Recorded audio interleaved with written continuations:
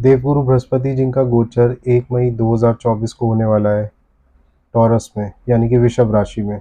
वृषभ राशि जो कि शुक्र की राशि मानी जाती है। शुक्र यानी दैत्य गुरु। देवगुरु और दैत्य गुरु मिलेंगे तो कैसा प्रभाव डालेंगे, इसके बारे में हम चर्चा करेंगे इस वीडियो में।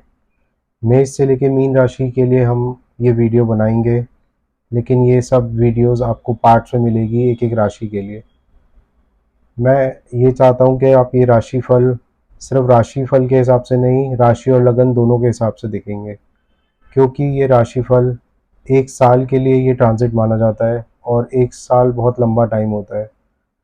ट्रांजिट जब भी आता है 4 ग्रहों का बहुत इम्पोर्टेंस माना जाता है, राहु, केतु, देवगुरु बृहस्पति और शनिदेव, क्योंकि ये ट्रांजिट पीरियड जो है वो बहुत लंबा होता है।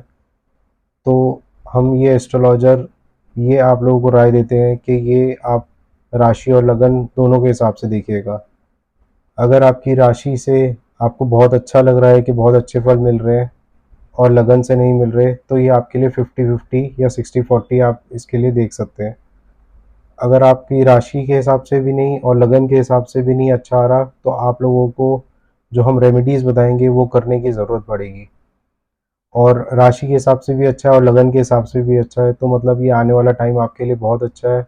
आप खूब मेहनत करिए और उसके रिजल्ट्स आप और मल्टीप्लेक्स कर सकते हैं।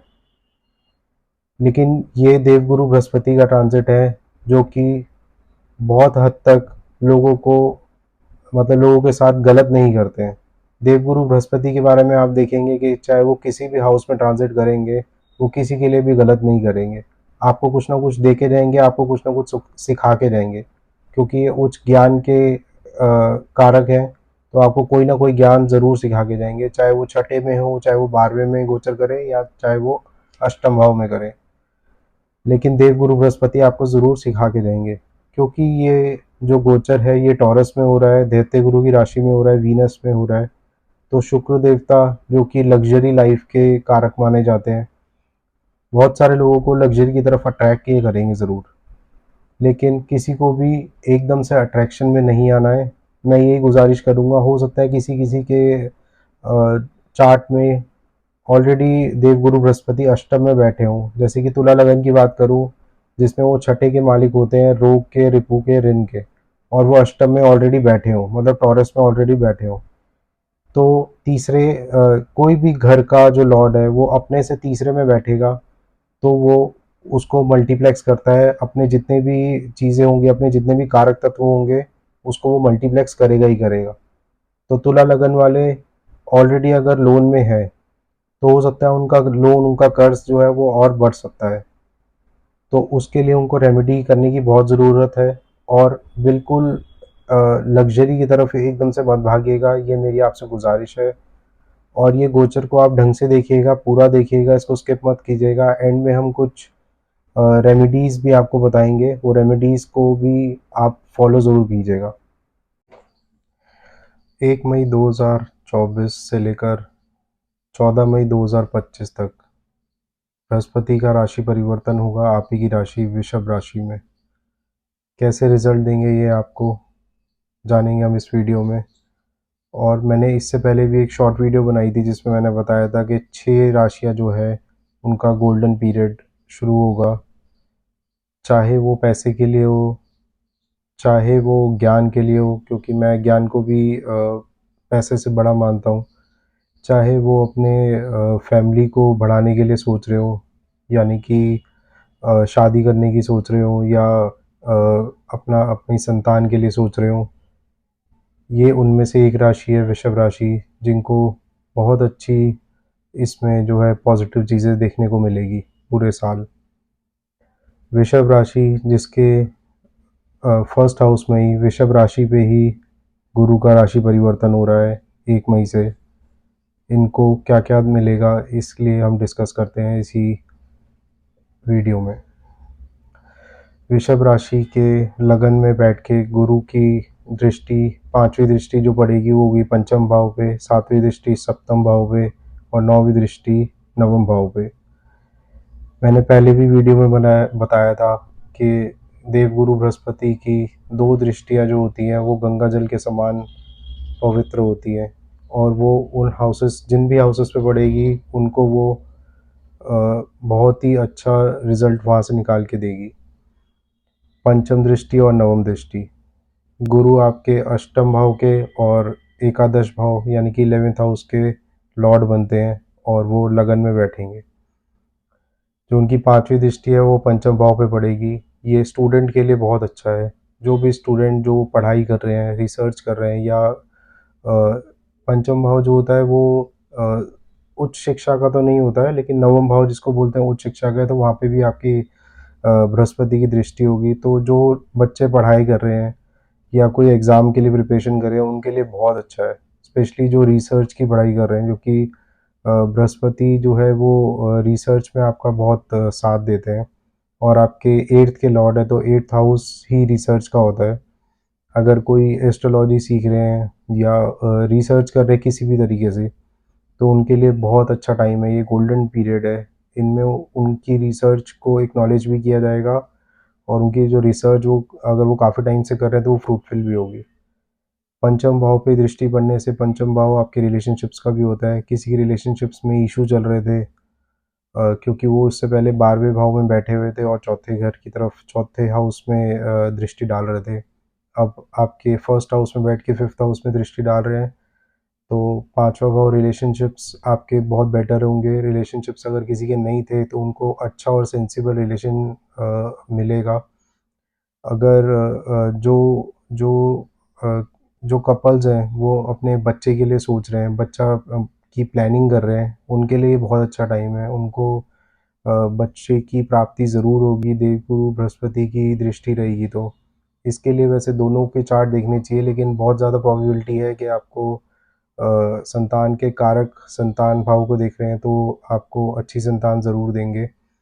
और उनकी जो दूसरी दृष्टि है, सप्तम दृष्टि, वो पड़ेगी 7th हाउस पे। जिन लोगों की शादी नहीं हो पा रही थी, शादी में कुछ प्रॉब्लम चल रही थी, जो कि दशम भाव पे शनि 10वीं दृष्टि से सप्तम भाव की तरफ देख रहे थे, तो शादी में अगर आपकी प्रॉब्लम चल रही थी, क्योंकि ये पार्टनर का हाउस है, तो आपकी शादी में चीज़ें बहुत बेटर होंगी। अगर किसी के बिज़नेस रिलेशनशिप में प्रॉब्लम आ रही थी, मतलब बिज़नेस पार्टनर के, जो कि 7th हाउस पार्टनरशिप का होता है, तो उस अपने पार्टनर से ज़्यादा नहीं बन पा रही थी। उस ज़्यादा ना बनने की वजह से बिज़नेस में लॉस हो रहा था, तो उससे भी आपको अब बहुत फ़ायदा देखने के लिए मिलेगा। और 7th हाउस जो होता है वो डेली इनकम का भी होता है। अगर आप कुछ ऐसा काम करते हैं कमीशन से रिलेटेड जिसमें आपकी डेली इनकम बनती थी, वो काफ़ी टाइम से नहीं बन रही थी, या शनि की दृष्टि की वजह से वो चीज़ें जो थी वो स्लो हो गई थी, अब आपको उसमें राहत मिलेगी और देखने के लिए पॉजिटिव रिजल्ट ज़रूर मिलेंगे। देवगुरु बृहस्पति की जो नवम दृष्टि है वो पड़ेगी भाग्य भाव पे। तो भाग्य आपका ज़रूर देवगुरु बृहस्पति खोलेंगे, जो कि ये भाग्य के कारक होते हैं, ये पैसे के कारक होते हैं। तो आपका डेली इनकम भी ज़रूर बढ़ाएंगे, आपका भाग्य भी आपका ज़रूर साथ देगा। और ये वृषभ राशि एक ऐसी राशि है जिस पे सबसे अच्छा देवगुरु बृहस्पति का प्रभाव है। तो मैं वृषभ राशि वालों को बोल रहा हूँ कि तैयार हो जाइए, आपका ये गोल्डन पीरियड है। बस आपको ये पीरियड जो है वो बहुत अच्छे तरीके से निकालना है। वो कैसे निकाल सकते हैं? आपको मेहनत बहुत ज़्यादा करनी है। आप जितनी मेहनत करेंगे उतने ही एक्स आप इसमें देखेंगे कि आपको रिज़ल्ट्स मिल रहे हैं। आपको रिज़ल्ट्स तो बहुत ज़्यादा मिलेंगे, आप खुद सेंसिबल बहुत ज़्यादा होंगे, जो कि फर्स्ट हाउस खुद का होता है, सेल्फ का होता है। तो फर्स्ट हाउस हाउस में ही बैठे हैं, तो आप देखेंगे कि आप जो भी डिसीज़न लेंगे वो सेंसिबल तरीके से लेंगे। आपको ज्ञान मिलेगा, तो हो सकता है आपका वेट थोड़ा-सा इंक्रीज़ हो जाए, हो सकता है आपको वेट इंक्रीज़ होने की वजह से साँस की प्रॉब्लम हो सकता है, क्योंकि देवगुरु बृहस्पति जब भी फर्स्ट हाउस में बैठते हैं स्पेशली, तो ऐसे लोगों को सांस से रिलेटेड प्रॉब्लम देखने को मिलती है। आपका वेट ज़रूर इंक्रीज़ हो सकता है, क्योंकि ये दैत्य गुरु शुक्राचार्य की राशि है, जो भोग विलास में ज़्यादा दर्शाती है। तो आपका भोग विलास में हो सकता है मन ज़्यादा लगे, आपका खाने की तरफ हो सकता है मन ज़्यादा लगे, जिसकी वजह से आपका वेट इंक्रीज़ हो सकता है। लेकिन वेट इंक्रीज़ होने का सिर्फ यही रीज़न नहीं होगा, वेट इंक्रीज़ होने का रीज़न ये भी होगा कि आपको ज्ञान बहुत ज़्यादा मिलेगा। मतलब अगर आप देखेंगे जो पढ़ने के लिए बैठते हैं बच्चे उनको वो सिर्फ बैठे ही रहते हैं, 8-8 9-9 घंटे बैठे रहते हैं, खाना भी वहीं खाते हैं। तो ये भी एक मुख्य कारण होगा कि आपको बहुत ज़्यादा ज्ञान मिल रहा है, बहुत ज़्यादा ज्ञान की तरफ आप जाएँगे, आप रिसर्च की तरफ जाएँगे जो कि 8th हाउस का लॉर्ड फर्स्ट हाउस में होगा। अगर आप रिसर्च में हैं तो 8th हाउस की रेमेडी अपने आप हो गई, ये भी एक बहुत अच्छी बात है, क्योंकि 8th हाउस वैसे ही प्रॉब्लम देता है कहीं न कहीं। अगर आप 8th हाउस से जुड़ा हुआ कोई काम नहीं कर रहे तो मैं आपको सजेस्ट करूँगा कि आप कुछ भी रिसर्च स्टार्ट कर दीजिए, ये आपके लिए बहुत ही अच्छा होगा। दूसरा आपके 11th हाउस के लॉर्ड बनते हैं जो डिज़ायर फुलफिलमेंट का होता है, तो आपके जितने भी डिज़ायर्स हैं उसको फुलफ़िल करने में आपकी ज़रूर हेल्प करेंगे। मैं आपको बार-बार यही कहना चाहूँगा कि आप अपने डिज़ायर अपने ये टाइम को और मल्टीफ़ोल्ड अच्छा बनाने के लिए आप जितनी मेहनत हो सकते हैं उतनी करें। आपको रिज़ल्ट्स बहुत अच्छे देखने के लिए मिलेंगे और आप जितना भी रिलेट कर पाएँगे इन सब चीज़ों से आप मेरे को कमेंट करके ज़रूर बताइएगा। मेरे चैनल को लाइक करिए, सब्सक्राइब करिए। ऐसे वीडियोज़ मैं आगे और बनाता रहूँगा। और इसकी रेमेडी के लिए मैं आपको एक चीज़ बताना चाहूँगा कि आप सबसे पहले तो लग्ज़री की तरफ मत भागिएगा, भोग-विलास की तरफ मत भागिएगा, जो कि शुक्राचार्य की राशि है। इस चीज़ की तरफ अट्रैक्ट होना बहुत स्वाभाविक होगा, जो कि आपके लगन में ही बैठेंगे तो आपका मन इन चीज़ों में भटकेगा। लेकिन अगर आप कोई ज्ञान अर्जित करना चाहते हैं, तो आपके लिए गोल्डन पीरियड है। आप बृहस्पति के मंत्र जाप कर सकते हैं, जो आपको बहुत फ़ायदा जिससे आपको देखने के लिए मिलेगा। आप पीले कलर का इस्तेमाल कर सकते हैं, अगर आप रिसर्च का काम करते हैं तो। और अगर आप नहीं भी कर रहे रिसर्च का काम, मैं आपको फिर भी रिक्वेस्ट करूँगा कि आप रिसर्च करिए। ये टाइम आपके लिए बहुत अच्छा है। लगन में बैठ के सारे दोनों त्रिकोण की तरफ देख रहे हैं। पंचम भाव, नवम भाव बहुत इम्पोर्टेंट होते हैं। सप्तम भाव जो आपके पार्टनर का हाउस है, जो आपके स्पाउस का हाउस है, आपकी शादी में आपकी हेल्प करेंगे, आपके फैमिली को इंक्रीज़ करने में आपकी हेल्प करेंगे। आप कोई एग्ज़ाम देना चाहते हैं, उसकी प्रिपरेशन कर रहे हैं, उसकी उसमें हेल्प करेंगे, तो आपकी ये कंप्लीट लाइफ़ आपकी अच्छी करेंगे। तो आपको सिर्फ़ मेहनत करनी है और इसके रिज़ल्ट्स आपको ज़रूर देखने के लिए मिलेंगे। धन्यवाद।